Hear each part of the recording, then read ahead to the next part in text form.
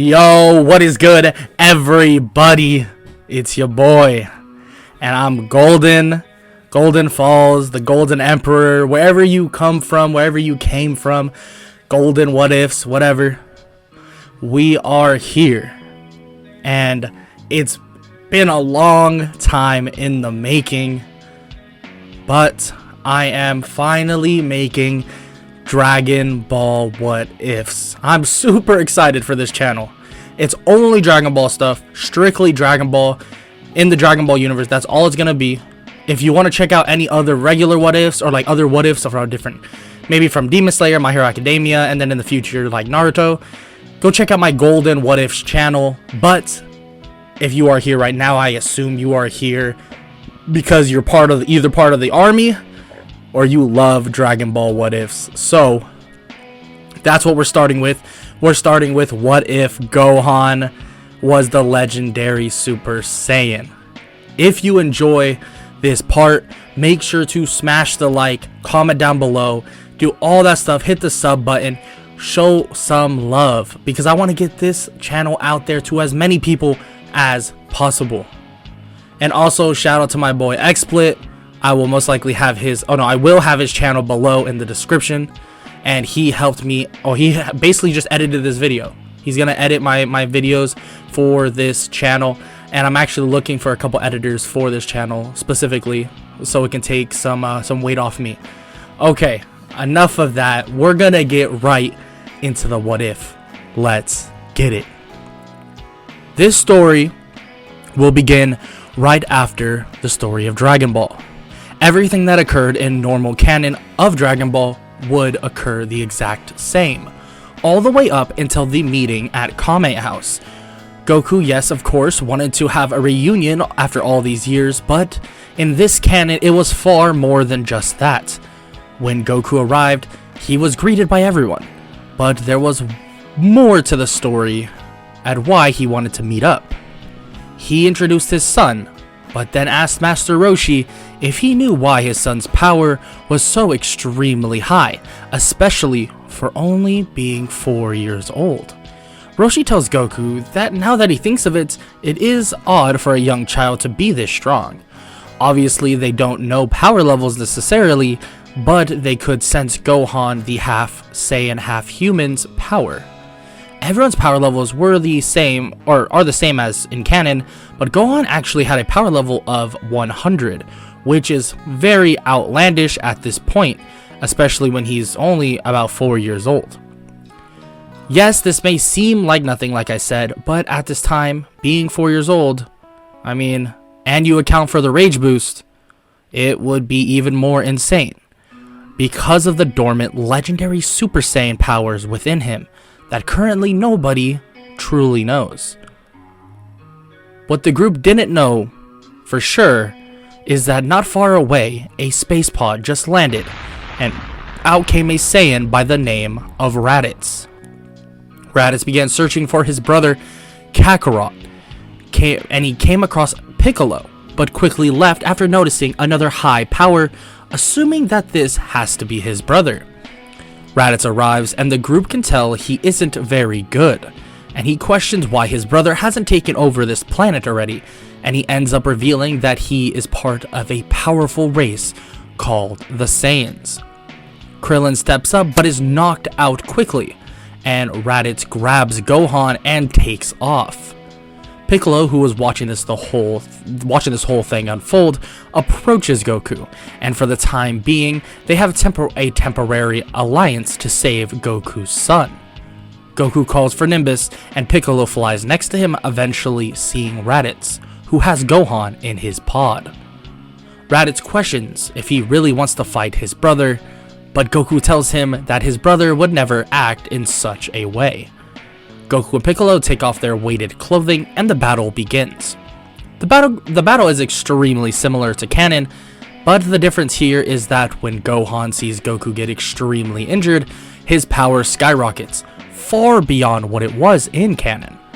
When this happens, Gohan smashes into Raditz, dealing a considerable amount of damage, stunning Raditz, and Goku is able to grab him, and everything that happened in canon occurs once again. Piccolo lands the special beam cannon, killing the two brothers, sending them both to the afterlife. But Goku, before he dies, hears the words of Raditz as he tells them that in a year's time, 2 more Saiyans will arrive on Earth. From here on out, Goku's story is exactly the same, so let's talk about Gohan. Just like in canon, Piccolo takes him away knowing that he needs to train the child because of this large outburst of power that was just revealed.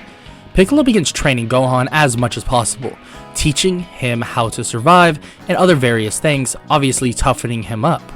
The difference here though is Gohan was already decently powerful, and he actually got a slight power boost from recovering from that headbutt. The real change comes when the full moon arises, and Gohan goes berserk. But the thing is, he doesn't turn into a great ape. When Gohan sees the moon, his muscles bulk up slightly and his eyes grow a slight yellow tint. His power spikes tenfold, and Piccolo is forced to destroy the moon, and it luckily powers him down, and Gohan passes out.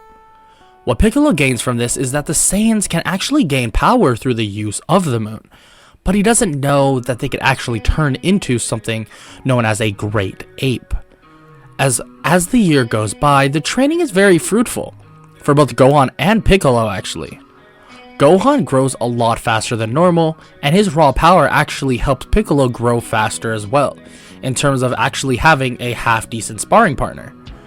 By the end of the year, these are the power levels, that would be different from canon.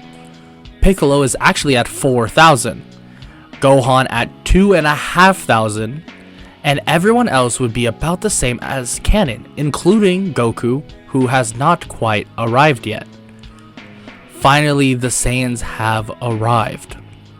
The Z fighters meet up and all head to the wasteland, waiting. When the 2 Saiyans approach, the big brute says that all their power levels are in the high hundreds.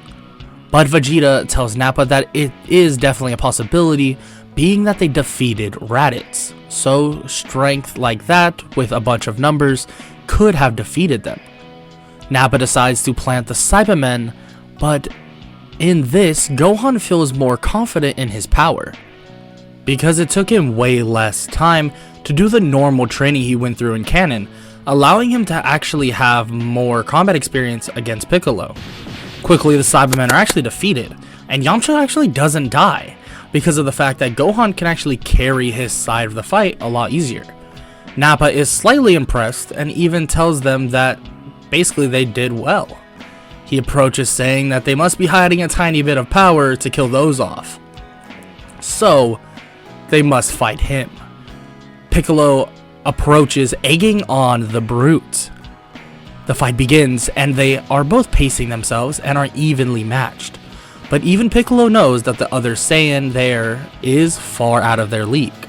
His plan is basically to stall this fight as long as possible. Since both of them are equal strength, the fight is all about technique, and frankly Piccolo has the advantage being able to stall the fight. Vegeta gets pissed off after a while, realizing what actually is going on, deciding to step in himself to kill the Namekian. Nappa asks Vegeta why he did that, and he tells Nappa that the others will be more fun. But that was a massive mistake.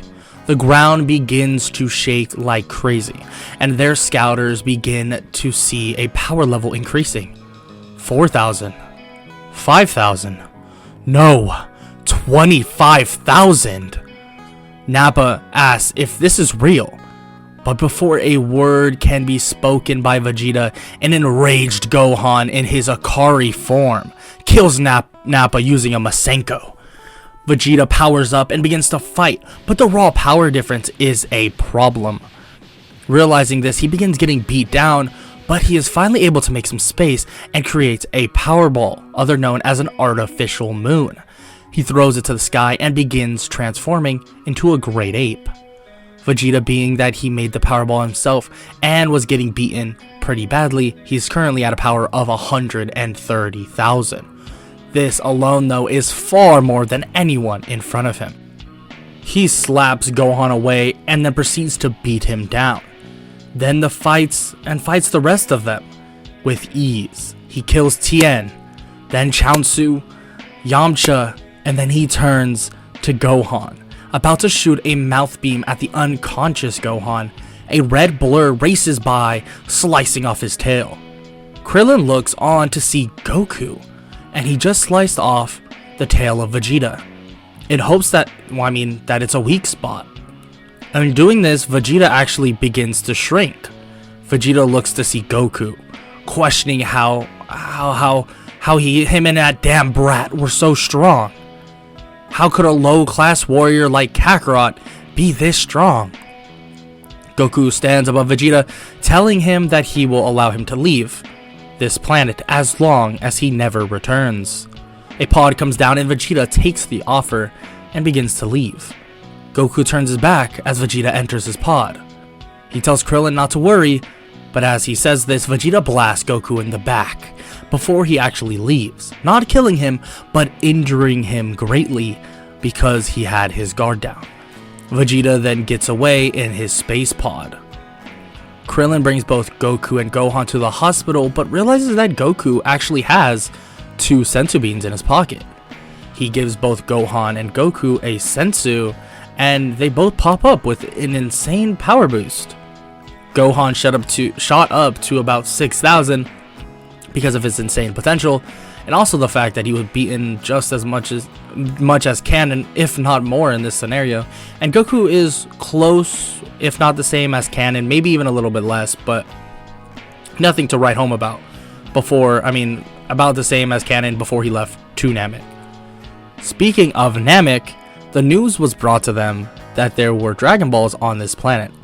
Goku and Gohan are up and ready to head off, but Popo tells them that based on the strength of Vegeta, it wouldn't be too far-fetched to think that there were also other strong beings out there waiting for them, meaning it would be for the best for them to train beforehand. Bulma enters and says, why not do both? She explains that using Kami's ship and the schematics of Goku's old pod, her father can create a new ship while the 2 others go off to Namek first.